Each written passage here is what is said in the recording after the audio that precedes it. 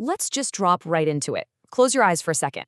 Imagine being completely, absolutely swallowed by darkness. It's February 1959. You're deep in the northern Ural Mountains of the Soviet Union, miles and miles from anything resembling civilization. You're out there with a highly experienced team of 9 young hikers, mostly students from the Ural Polytechnic Institute.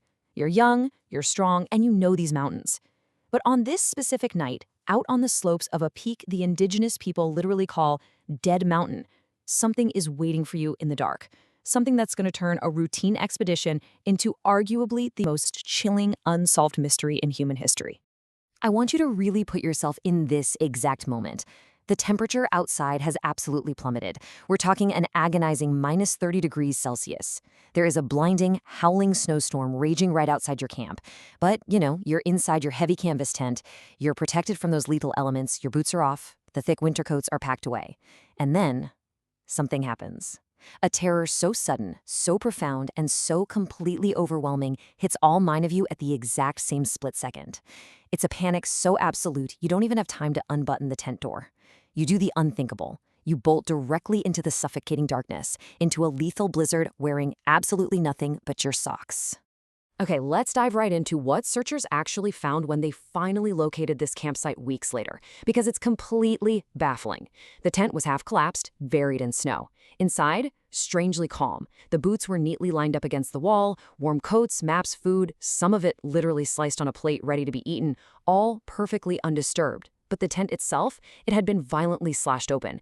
And here's the detail that sends shivers down my spine. Forensic analysis proved, without a doubt, that those cuts were made from the inside. Whatever these 9 hikers were fleeing from, the threat was so terrifying they had to literally carve their way out of their own shelter. Looking at the timeline, it's just a terrifying ticking clock. Right around midnight, the panic hits. The tent is slashed. By 12:15 a.m., searchers eventually find 8 or 9 sets of footprints, bare feet and socks, remember, heading down the mountain slope. Fast forward to 2 a.m. Down at the tree line, a desperate, pathetic little fire is lit in the pitch black, but they are entirely exposed. By 4 a.m., that -30-degree cold, it's winning. Hypothermia is setting in hard. Their bodies are failing. Every single second out there is just a brutal, agonizing fight for survival in the dark. And we're not talking about running just a few feet into the yard. They had to survive a 1.5-kilometer descent that is nearly a mile down a freezing mountain slope, without shoes, stumbling over jagged rocks, wading through waist-deep snow. Eventually, they reached this massive Siberian cedar tree at the edge of the forest, right? Trying to find some kind of sanctuary from the wind. But as we look at the tracks, the group splinters. Some stay by the tree, some actually try to go back, and the rest push forward, only to fall into a deadly, hidden ravine. You can really feel the bone-chilling isolation here. Nobody is coming to save them. This brings us to our next section, the forest of horrors beneath the cedar tree. The sheer desperation of what searchers discovered beneath that large cedar tree is, well, it's deeply disturbing. 2 men, Yuri Krivonishenko and Yuri Doroshenko, were found frozen solid, stripped down to literally just their underwear. Beside them, the ashes of that dying fire. But look up. The branches on that cedar tree were snapped off up to 5 meters high. One of them had climbed the tree, probably trying to peer back up the mountain toward the tent through the blizzard, and he completely tore his hands to shreds doing it. Their knuckles were smashed, covered in blood, and the most gruesome, haunting detail of this whole thing, one of the men had a piece of his own frostbitten skin clamped between his teeth.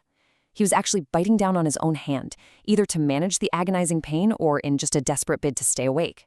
But the nightmare doesn't stop there. Between that cedar tree and the abandoned tent, searchers found 3 more bodies.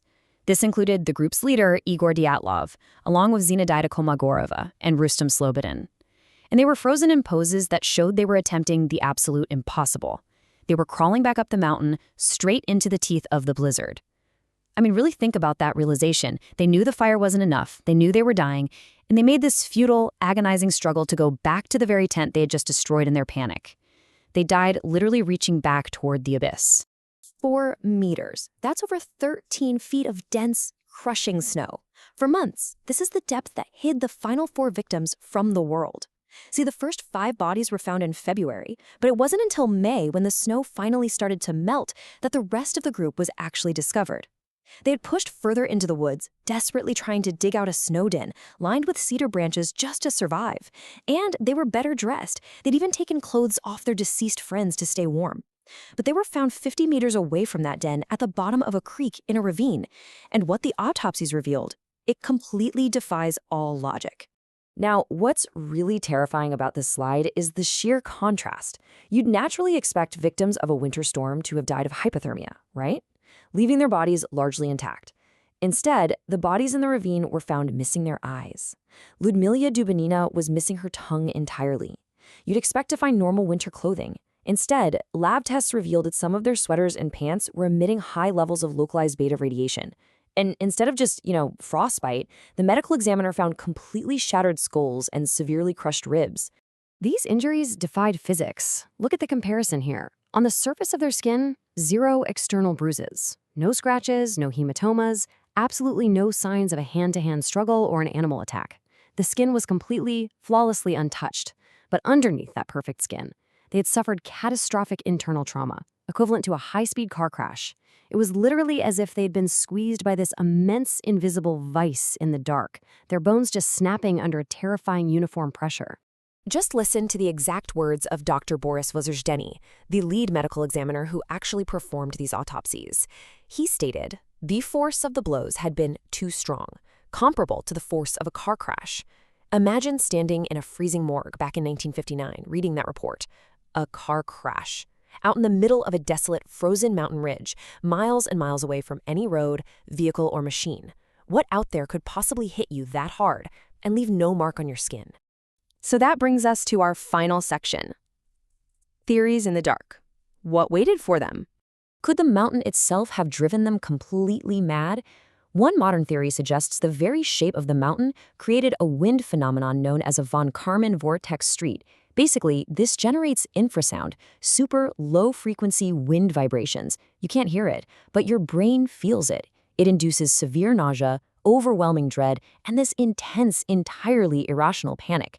Just imagine sitting in a pitch-black tent, and the very air around you starts driving your mind to the brink of absolute madness, filling you with a terror so deep you literally slice your way out into a blizzard just to make the feeling stop. But of course, there are other terrifying possibilities to consider. Some scientists argue for a bizarre, localized snow slab avalanche.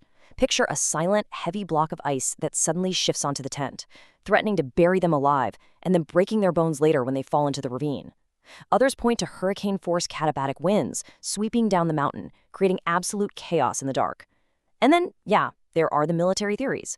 Another group of hikers miles away reported seeing glowing orange spheres in the night sky. Could the hikers have been victims of top-secret Soviet parachute mines? These weapons explode mid-air, creating a massive concussive blast that causes catastrophic internal damage without leaving external shrapnel wounds, and the radioactive clothing definitely deepens that suspicion. Yet, no matter which theory you lean toward, every single one paints a picture of inescapable dread. Ultimately, those initial investigators couldn't make sense of it either. They had the slashed tent, the barefoot footprints, the crushed ribs, the missing tongues, the radiation. It's a giant, horrific puzzle. And their final, official conclusion? It is perhaps the most haunting part of this entire explainer. They closed the case, locked the files away in a secret archive, and simply wrote, "The hikers died as a result of an unknown compelling force." An unknown compelling force. Today, we have computer models, we have avalanche theories, we have declassified military histories. But even now, absolutely nothing neatly ties every single horrifying detail together. The Dyatlov Pass incident remains a masterclass in terror. It's a real-life nightmare where 9 healthy, experienced young people were driven to their doom by something they just couldn't fight. So you have to ask yourself, as you imagine standing out there on that frozen, wind-howling slope, staring into the pitch-black wilderness, what really waited for them in the dark?